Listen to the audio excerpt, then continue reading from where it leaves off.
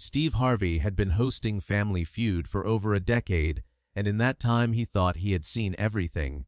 He had witnessed hilarious wrong answers, heartwarming family moments, and unexpected comebacks that left audiences cheering. But on a warm September afternoon in 2024, an 82-year-old pastor named Reverend William Carter was about to give an answer that would stop Steve Harvey mid-sentence, bring the entire studio audience to their feet, and create a moment so powerful that it would be replayed millions of times around the world. What started as a typical fast money round would become a lesson in faith, forgiveness, and the power of second chances that nobody in that studio would ever forget. Before we dive into this incredible story, make sure you hit that like button and subscribe so you never miss these unforgettable moments that remind us what really matters in life. Reverend William Carter stood at the Fast Money podium with the kind of dignity that only comes from 8 decades of living with purpose. His silver hair was neatly combed, and he wore a simple navy blue suit with a burgundy tie that his late wife had given him on their 50th wedding anniversary, 3 years before she passed. His hands, weathered from years of carpentry work before he entered ministry and aged from decades of laying them on the sick in prayer, rested calmly on the podium.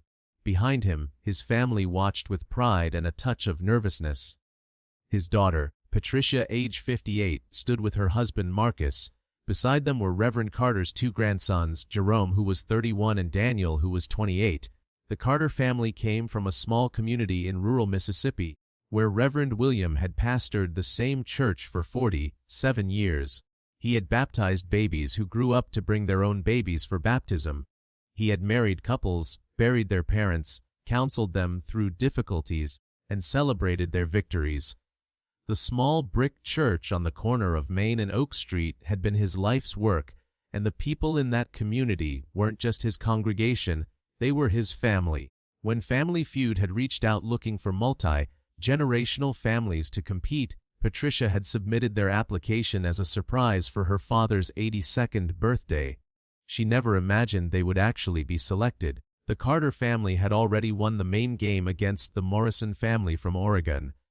It had been a close match, filled with laughter and good-natured competition. Reverend Carter had played earlier in the regular rounds, charming Steve Harvey with his gentle humor and quick wit. At one point, when asked to name something people do when they first wake up, Reverend Carter had answered, "Thank the Lord for another day," which wasn't on the board but had earned a round of applause from the audience and a heartfelt "Amen" from Steve himself. Now they were in Fast Money, and the stakes were high. Daniel, the younger grandson, had gone first and scored 176 points. That meant Reverend Carter needed only 24 points to win the $20,000. It seemed almost guaranteed. The family was already celebrating mentally, thinking about how they would use the money to make much-needed repairs to their church's roof, which had been leaking for the past 2 years. The congregation had been saving slowly, but the full repair was still years away. This money would be an answer to prayer. Steve Harvey walked over to Reverend Carter with his usual confident stride, but there was something different in his approach this time. Steve had a special respect for men of the cloth, having grown up in the church himself. His own faith had carried him through the difficult years before fame, and he recognized in Reverend Carter the kind of genuine spiritual presence that couldn't be faked. "Reverend Carter," Steve began, his voice warm with respect, "we need 24 points. Your grandson Daniel did an excellent job. Are you ready to bring this home for your family?" Reverend Carter smiled, a gentle smile that seemed to radiate peace. "With God's help, Mr. Harvey, I'll do my best." "That's what I like to hear," Steve said. "Now, Reverend, I've got to ask before we start. 47 years at the same church, that's almost unheard of these days. What's the secret?" Reverend Carter's eyes twinkled. "No secret, Mr. Harvey. Just love. You love people where they are, not where you wish they were. You show up when times are hard, not just when times are easy, and you remember that a shepherd doesn't abandon his sheep just because the pasture gets difficult." The audience applauded, and Steve nodded appreciatively. "That's wisdom right there, Reverend. That's real wisdom." He paused, then continued, "All right, let's play Fast Money. 20 seconds on the clock. Here we go." The familiar timer appeared on the screen, and Steve began with the first question. Name a piece of furniture people usually buy in pairs. Chairs. Reverend Carter answered without hesitation. Name something you might see in a hospital room. Flowers. Name a word that rhymes with a light. Right. Name something people put on their walls. Pictures. Steve paused at the fifth and final question, looking at Reverend Carter with the anticipation that comes with the last answer of a fast money round. This was it, the question that would either secure the win or leave them short. Given that they only needed 24 points and the Reverend had already given 4 solid answers, everyone assumed this was just a formality. Name something, Steve read from his card, that you think people should do more of. It was an open-ended question, the kind that could have a dozen different answers. The audience waited. The family held their breath. And Reverend William Carter, this 82-year-old man who had spent nearly half a century shepherding souls, took a deep breath and gave an answer that nobody expected. Forgive, he said clearly. Then he added, especially the people who hurt them the most. The studio went quiet for just a moment, that brief second when something profound has been said and people need time to absorb it. Steve Harvey's expression changed. The playful game show host demeanor shifted, and something deeper flickered across his face. He looked at Reverend Carter with an intensity that wasn't typical for this moment in the show. Forgive, Steve repeated slowly, especially the people who hurt them the most. Yes, sir. Reverend Carter nodded. That's what I believe people should do more of. Steve held the Reverend's gaze for a long moment. Then he turned to the board and said, let's see if forgive is up there. The board revealed the answers one by one. Chairs for furniture in pairs, number 2 answer with 31 points. The audience cheered. That alone was more than the 24 they needed, but everyone wanted to see how the rest played out. Flowers in a hospital room, number 3 answer with 18 points. Bright rhyming with light, number 1 answer with 38 points. Pictures on walls, number 2 answer with 25 points. They had already accumulated 112 points from just 4 answers, bringing their total to 288. They had crushed the 200-point goal. The family was celebrating, hugging each other, jumping up and down. They had won and won big. But Steve Harvey hadn't moved on to the final answer yet. He stood there, looking at the board where the 5th answer was still hidden. Reverend Carter, Steve said, and his voice had changed. It was softer now, more personal. Before we reveal this last answer, I need to tell you something. The family stopped celebrating, sensing something significant was happening. The audience quieted down. Reverend Carter looked at Steve with patient, understanding eyes. Steve continued, we've already won. You see that scoreboard, you see those points. Your family just won 20,000. But that last answer you gave, about forgiveness, especially forgiving people who hurt us the most, that hit me differently. He paused, clearly emotional. Can I be real with you for a minute, Reverend? Of course, son, Reverend Carter said gently. Steve Harvey, this man who entertained millions, who projected confidence and humor for a living, stood on that stage and became vulnerable in a way audiences had rarely seen. My father passed away in 2000, and before he died, there were things between us that were unresolved, words that were said, time that was wasted on pride and stubbornness. I thought I had time. I thought we would eventually work it out. But time ran out and he was gone and those words never got spoken. The studio was absolutely silent. This wasn't part of the show. This was real life, real pain being shared in real time. Steve's voice thickened with emotion. I've carried that weight for 24 years, Reverend. The weight of things unsaid, of forgiveness I didn't offer when I had the chance. And when you just said that people should forgive more, especially the people who hurt them the most, it was like something hit me right in my chest. Reverend Carter stepped away from the podium and moved toward Steve. Despite the difference in their heights, Steve being considerably taller, in that moment the elderly pastor seemed to carry a presence that filled the space. He placed his weathered hand on Steve's shoulder. Mr. Harvey, Reverend Carter said, his voice gentle but firm, I'm going to tell you something that I've learned in 47 years of ministry. Forgiveness isn't just for the person who hurt you. It's for you. It's the gift you give yourself. Your father, wherever his soul rests now, he's beyond our earthly pain. But you're still here, still carrying that burden. And son, you don't have to carry it anymore. Steve Harvey, comedian, television host, and successful businessman, stood on that stage with tears rolling down his face. But how, Reverend? How do you forgive someone who's not even here anymore?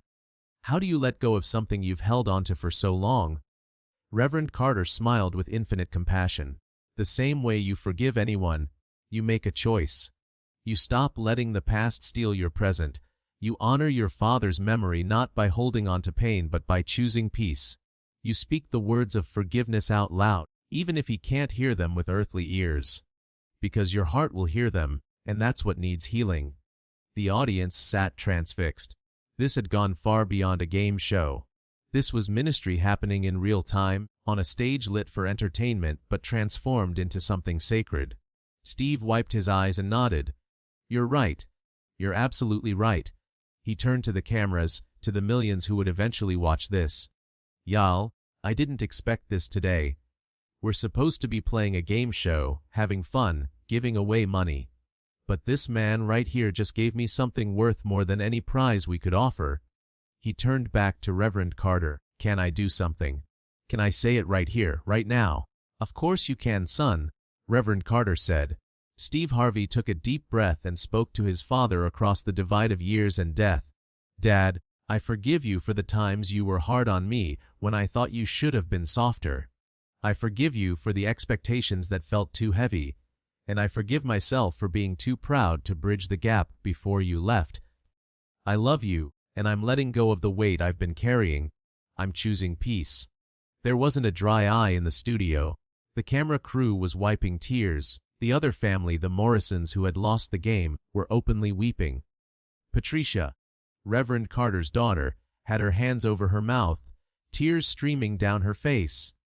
Her sons stood with arms around each other, witnessing something they would tell their own children about someday. Reverend Carter pulled Steve into an embrace, this unlikely pairing of a rural Mississippi pastor and a Hollywood celebrity, connected by the universal human need for healing and forgiveness. "You're free now," the Reverend whispered, but the microphones caught it. "You're free." When they finally separated, Steve wiped his face and tried to regain his professional composure, though his voice was still thick with emotion. "Reverend Carter, we still have one more answer to reveal, but I want you to know, whether it's on the board or not, your answer is the right answer. It's the answer that matters." He turned to the board. "Let's see if forgive is up there." The board revealed the final answer, and there it was, forgive, number 3 answer with 22 points. The studio erupted not with the usual game show excitement, but with something deeper, a roar of affirmation, of recognition that they had all witnessed truth being spoken. People weren't just clapping, they were standing, they were cheering, they were celebrating something that transcended entertainment. Steve looked at the board, then at Reverend Carter, then back at the board. "It's the number 3 answer.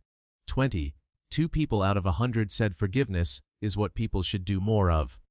"But Reverend, I believe it should have been all 100. Every single person should have said forgiveness." Reverend Carter nodded. "The number doesn't matter, Mr. Harvey. What matters is that you heard it when you needed to hear it. That's how God works. He uses ordinary moments to deliver extraordinary messages." But Steve Harvey wasn't ready to let this moment end. He made a decision right there, calling the producers over right on stage. "Listen, we're going to do something special. The Carter family just won 20,000, and they're going to get every penny of that. But we're going to do more." He turned to Reverend Carter and his family. "I want to know about your church, about that roof you need to fix. Tell me about your community." Patricia spoke up, her voice shaky with emotion. "Mr. Harvey, our church is small, maybe 150 members on a good Sunday. Most of our congregation are people who don't have much, working families, elderly folks on fixed incomes. But it's the heart of our community. We run a food pantry, we help people with their utility bills when they're struggling, we provide after-school programs for kids. The building is 73 years old, and the roof has been leaking for 2 years. We've been saving, but the repairs cost about $45,000, and we're only halfway there." Steve nodded, listening intently. Then he announced, "The Steve Harvey Foundation is going to cover the full cost of that roof repair. And we're going to do more than that. We're going to feature your church's community programs and help you expand what you're doing. Because what Reverend Carter just did here today, teaching forgiveness, that's the real ministry, and we need more of that in this world. The Carter family was in shock, overwhelmed with gratitude, but Reverend Carter had something more to say. He raised his hand gently, asking for quiet. "Mr. Harvey, this is incredibly generous, and we accept with grateful hearts. But I need to tell you why I gave that answer. Why forgiveness was the first thing that came to my mind when you asked what people should do more of." The studio quieted again, everyone leaning in to hear. 32 years ago, Reverend Carter began, his voice steady but carrying the weight of old pain. "A young man broke into our home. My wife was there alone. He was desperate for drug money, and when she surprised him, he panicked. He struck her with a pipe he was carrying. She survived, thank God, but she was never quite the same after that. She had headaches for the rest of her life. She was afraid in ways she never had been before." Steve's face showed his shock and compassion. The audience was absolutely silent. Reverend Carter continued. "They caught the young man 2 days later. He was 17 years old, strung out on drugs, from a broken home, with a story of abuse and neglect that would break your heart. At his trial, the prosecutor wanted me to push for the maximum sentence. He was being tried as an adult, and they wanted to send him away for 20 years. "What did you do?" Steve asked quietly. "I stood up in that courtroom," Reverend Carter said, "and I told the judge that I forgave him. I told them that sending a broken child to prison for 20 years wouldn't heal my wife or fix what was broken. I asked the judge to consider rehabilitation instead of pure punishment. I offered to work with him, to mentor him if he would accept it." Reverend Carter's eyes glistened with tears now. That young man, his name was Marcus. And yes, he gestured to his son-in-law standing beside Patricia. "This is him. Marcus got a reduced sentence with mandatory rehabilitation. He served 4 years, got clean, got his life together. When he was released, I kept my word. I mentored him. And somewhere along the way, he and my daughter fell in love. They've been married for 26 years now. They gave me those 2 grandsons standing right there." The revelation hit the audience like a wave. People gasped, some cried out in shock. Steve Harvey's mouth fell open. The camera zoomed in on Marcus, this man in his late 40s, standing with tears streaming down his face as his father-in-law told the story of how forgiveness had rewritten both their lives. "You see, Mr. Harvey," Reverend Carter continued, "when I said people should forgive more, especially the people who hurt them most, I wasn't speaking theory. I was speaking from experience. That choice I made 32 years ago, to forgive instead of condemn, to see a wounded child instead of just a criminal, that choice gave me a son. It gave my daughter a faithful husband. It gave me these 2 fine grandsons. Forgiveness didn't just free Marcus, it freed all of us." Marcus stepped forward, his voice breaking as he spoke. "Steve, I don't deserve this family. I don't deserve the love this man has shown me. I hurt his wife, my wife's mother. For years I couldn't forgive myself even though they forgave me immediately. But this man..." He put his hand on Reverend Carter's shoulder. "He taught me that grace isn't about deserving. It's about being human and giving others the second chance you hope someone would give you." Patricia added, her voice full of emotion, "People in our community couldn't understand when my father welcomed Marcus into our lives. Some left the church. Some said terrible things. But my father never wavered. He said that if God could forgive us for all we've done, the least we could do was forgive each other." Watching their relationship develop, watching Marcus become the man he is today, watching my father perform our wedding ceremony, that's when I truly understood what Christianity was supposed to be. Not judgment but redemption.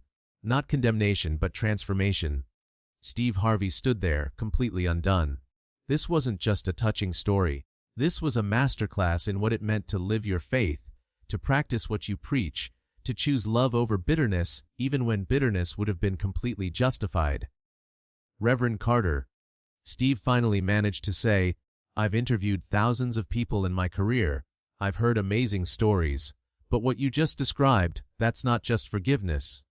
That's supernatural love. That's the kind of thing people talk about, but rarely actually do." Reverend Carter shook his head gently. "It's not supernatural, Mr. Harvey. It's just love. Real love, the kind that costs you something, The kind that requires you to die to your own desire for revenge or justice as you see it. The kind that says, I will not let your worst moment define your entire life.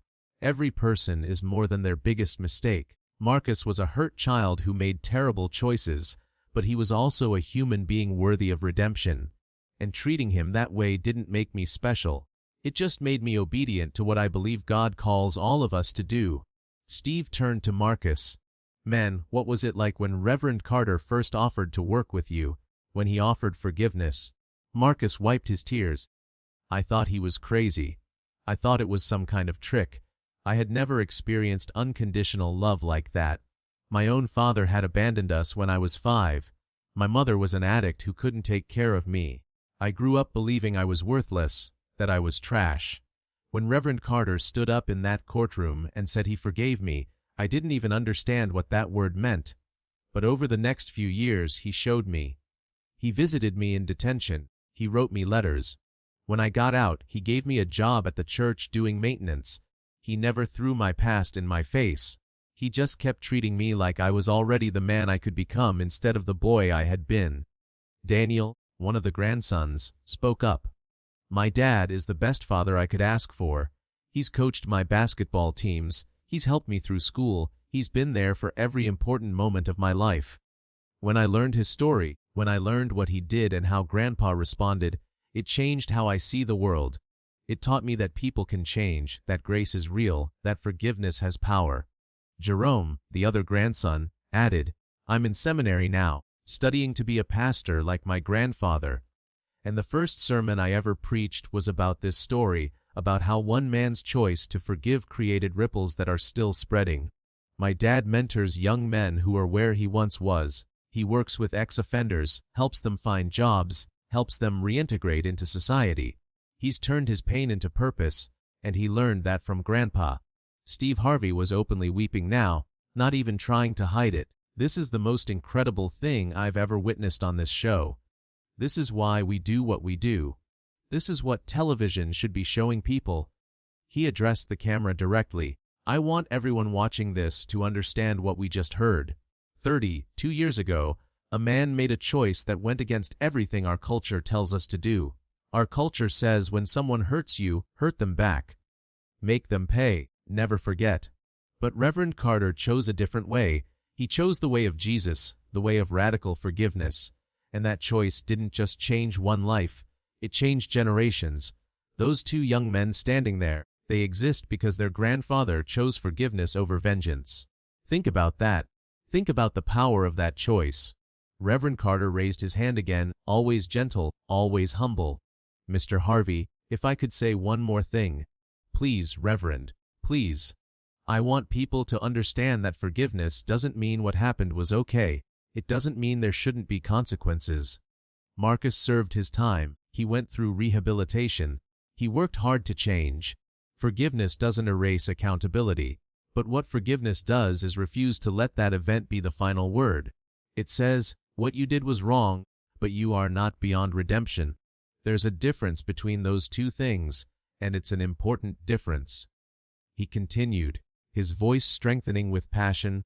Too many people are walking around carrying the weight of unforgiveness. They're bitter at their parents, at their ex-spouses, at their former friends, at people who hurt them years ago. And that bitterness is poisoning their lives. It's stealing their joy. It's preventing them from moving forward. When I said people should forgive more, especially those who hurt them most, I wasn't being idealistic. I was being practical. Unforgiveness is like drinking poison and expecting the other person to die. It only hurts you. Steve nodded vigorously. Preach, Reverend. That's what I needed to hear about my father. I've been drinking that poison for 24 years, and today, right here, you helped me put the cup down. The show's producers had made a decision. They were going to extend this episode, make it a special. This was too important to cut down to normal game show length. The conversation continued for another 30 minutes, with Steve asking questions, the Carter family sharing more of their story, and Reverend Carter offering wisdom about forgiveness, grace, and redemption. At one point, Steve asked the question that many viewers would be wondering. Reverend, what did your wife think about all this? She was the one who was actually hurt. How did she feel about you forgiving Marcus and bringing him into your family? Reverend Carter's face softened at the mention of his late wife. My Eleanor, she was a saint. When I first told her I wanted to work with Marcus, to mentor him, she was scared. She was honest about that. The trauma was real, the fear was real, but she trusted me, and more importantly, she trusted God. Over time, as she saw Marcus change, as she got to know him, her fear turned to love. Near the end of her life, when the cancer was taking her, Marcus was one of the people who sat with her. He would read to her, pray with her, and before she died, she told him, "You are my son." Not because of blood, but because of choice. You chose to change, and we chose to love you, and that makes us family. There wasn't a dry eye in that hospital room that day. Marcus broke down completely at this memory. Patricia wrapped her arms around her husband, and the grandsons gathered around their father, a portrait of a family built not on biology alone, but on the transformative power of forgiveness and love. Steve turned to the audience. How many of y'all are holding on to unforgiveness right now? How many of you are bitter at someone, angry at someone, refusing to let go of something that happened years ago? Hands throughout the audience went up, some hesitantly, some immediately. I want you to hear what Reverend Carter is saying. That weight you're carrying, you don't have to carry it anymore. Forgiveness is a gift you give yourself. One audience member raised her hand and Steve, in an unprecedented move, had a microphone brought to her. I haven't spoken to my sister in 8 years, she said, her voice shaking. She said something hurtful at our mother's funeral, and I've held on to it ever since. Watching this, hearing this story, I realize I've wasted 8 years over something that, in the grand scheme of things, doesn't matter as much as having my sister in my life. Thank you for this. I'm going to call her today. Another person spoke up. My son made some bad choices. He's in prison right now. I've been so angry at him, so disappointed. But hearing Marcus's story, hearing how Reverend Carter saw past the mistake to the person, that's challenging me. My son needs to know he's more than his worst decision. I need to be the parent who shows him that. Story after story emerged from the audience, people sharing their own struggles with forgiveness, their own journeys toward letting go. The studio had become a kind of church, a place where truth was being told and healing was happening. Finally, Steve brought it back to the Carter family. Reverend, your family just won 20T of Zalozan from Family Feud, and my foundation is covering your church roof. But I think it's safe to say you've given us all something far more valuable than anything we could give you. Is there anything else you'd like to say? Reverend Carter looked at Steve with those kind, wise eyes. Just this. Every person you meet is fighting a battle you know nothing about. Every person who has hurt you is carrying wounds you can't see. That doesn't excuse their behavior, but it should inform your response. Hurt people, but healed people heal people. The question is, what are you going to be? Are you going to pass on the pain, or are you going to break the cycle? Forgiveness is how you break the cycle. He continued. And to anyone watching who thinks their mistake is too big to be forgiven, who thinks they've gone too far to come back, I want you to look at my son-in-law Marcus. Look at the life he built after hitting rock bottom. Look at the family he has, the sons he's raising, the men he's mentoring. That's available to anyone who's willing to do the work of change. But you have to believe you're worth redemption. You have to believe you're more than your worst moment. Because you are. We all are. The show ended not with the usual celebration and fanfare, but with something more profound. Steve Harvey led the entire studio, cast, crew, and audience in a moment of silence, asking everyone to think of one person they needed to forgive and to make a commitment to take a step toward that forgiveness. When the episode aired 2 weeks later, the response was unprecedented. The Family Feud social media accounts were flooded with stories of reconciliation. People shared videos of reunions with estranged family members. A hashtag emerged, #Forgiveness Challenge, where people documented their own journeys of letting go of old hurts. The episode became the highest-rated Family Feud episode in the show's history, and more importantly, it sparked a national conversation about forgiveness, redemption, and the power of second chances.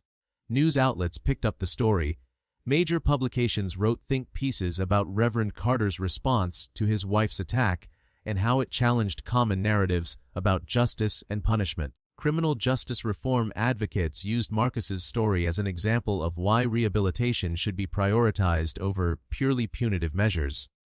Churches across the country showed the clip in their services, using it as a sermon illustration, but perhaps the most touching response came from the thousands of letters sent to Reverend Carter's church. They came from all over the world, from people who had been moved by his story and wanted to share their own. Ex-offenders wrote about how Marcus's story gave them hope. Victims of crimes wrote about how Reverend Carter's example inspired them to consider forgiveness. Estranged family members wrote about reconciliations that had been decades in the making but were finally happening because of what they had witnessed on a game show. Steve Harvey himself was transformed by the experience. In subsequent interviews, he spoke often about that day with Reverend Carter.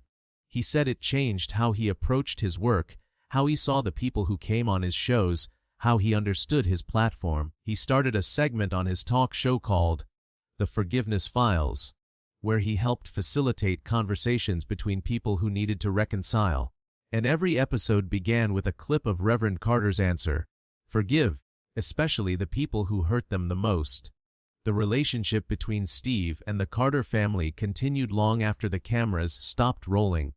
Steve attended the dedication ceremony when the church's new roof was completed. He spoke at the event, sharing how Reverend Carter's wisdom had freed him from 24 years of carrying unforgiveness toward his father. He established a scholarship fund in Eleanor Carter's name for children of incarcerated parents, ensuring that others might have the opportunities Marcus's sons had been given. Marcus himself became a sought-after speaker, sharing his story at prisons, rehabilitation centers, and churches. He was always careful to emphasize that his transformation wasn't magic, it was hard work combined with grace. He talked about the years of therapy, the daily choice to be better, the commitment to never take his second chance for granted. But he always credited Reverend Carter with showing him what was possible, with believing in him when he couldn't believe in himself. 3 years after the episode aired, Family Feud did a follow-up special. The Carter family returned, this time with even more members. Jerome had graduated from seminary and was serving as associate pastor at his grandfather's church. Daniel had started a non-profit helping young men from troubled backgrounds find job training and employment. Marcus had expanded his mentoring program, now working with over 50 ex-offenders at various stages of reintegration. But the most moving part of the follow-up was when they brought out several people whose lives had been changed by the original episode. The woman from the audience who had reconciled with her sister was there, sitting next to that sister, both of them in tears of joy. A man who had been estranged from his son for 15 years stood with that son, embracing, their relationship restored. A woman who had forgiven the drunk driver who killed her husband spoke about the freedom that forgiveness had given her. And then, in a moment that nobody had expected, Steve Harvey brought out his own brother. "We've had our differences over the years," Steve said, his voice thick with emotion. Words were said. Time was wasted. But after that day with Reverend Carter, I reached out. We've been working on our relationship ever since. It's not perfect, but it's real.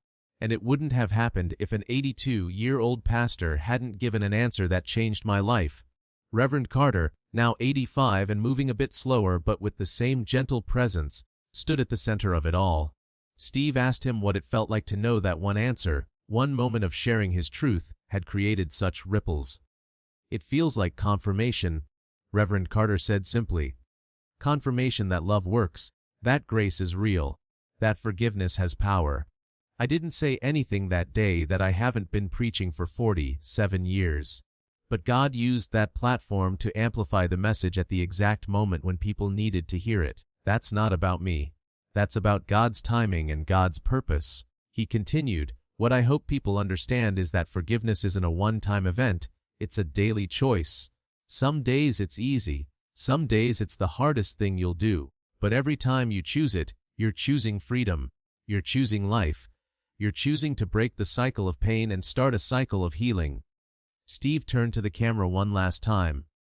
3 years ago, I asked Reverend Carter what people should do more of, and he said forgive, especially the people who hurt them the most. Today I'm asking you the same question I asked you then. Who do you need to forgive? What are you holding on to that's stealing your peace? Because I promise you, after watching this family, after seeing what forgiveness created in their lives, I know it's worth it. Let it go. Choose freedom. Choose peace. Choose forgiveness. As the episode ended, the screen showed a simple message, in memory of Eleanor Carter, who taught her family that love is stronger than fear, and forgiveness is stronger than bitterness. Below that, information for the Scholarship Fund and Marcus's mentoring program appeared, giving viewers a way to turn their own inspiration into action. The legacy of Reverend William Carter's fast money answer continued to grow. Universities studied it as an example of how media can create positive social change. Psychologists used it in their work on trauma and healing. Prison reform advocates cited it when arguing for rehabilitation programs. But perhaps most importantly, countless individuals, in quiet moments away from cameras and publicity, made the decision to forgive, to let go, to break their own cycles of pain. And it all started with an 82-year-old pastor standing at a podium, answering a simple question with a profound truth that what people need most, what they should do more of, is forgive, especially the people who hurt them the most. Because forgiveness isn't weakness. It's not about letting people off the hook. It's about freeing yourself from the hook you've been hanging on. It's about choosing to write a different ending to the story than the one pain would write. It's about believing that people, all people, are capable of redemption if given the chance and the grace to become who they were meant to be. So before you click away, take a moment to hit that like button and subscribe to this channel, because these stories matter. They remind us that even in our entertainment, even in our light-hearted moments, profound truth can break through. They show us that one person, living their values authentically, can create ripples that touch millions of lives. And they challenge us to ask ourselves the hard questions. Who do we need to forgive? What pain are we holding on to that we could let go? What would our lives look like if we chose grace over bitterness, redemption over revenge, love over hate? Reverend William Carter showed us it's possible. Marcus showed us it's worth it. And now the question is, what will we do with what we've learned? The choice, as it always has been, is ours.